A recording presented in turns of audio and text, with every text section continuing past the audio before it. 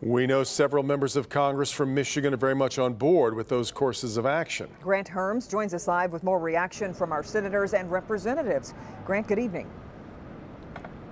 Well, good evening. As of tonight, 8 members of the Michigan delegation are calling for the removal of the president in one form or another. And also some members of the House have some strong words tonight from members of the House of Representatives.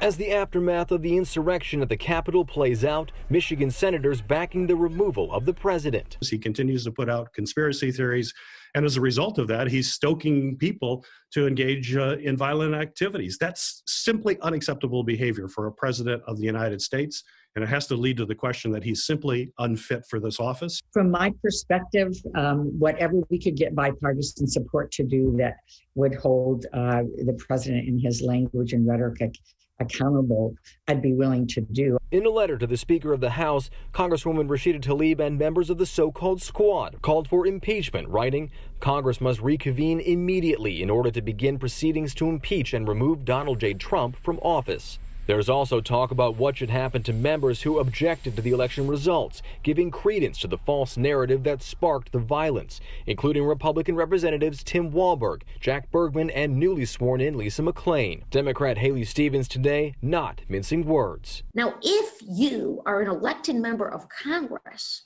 and encouraging and inciting an insurrection on the Capitol, then you are a traitor to this nation and the oath that you took. And likely, if you were trying to overturn the election, you are as well. You just weren't successful.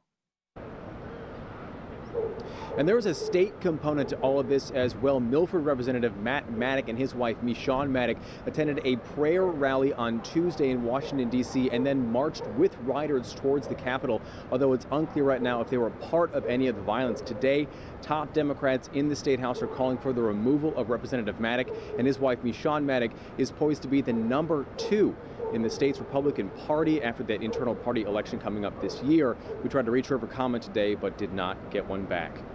In downtown Detroit, Grant Herms, Local 4.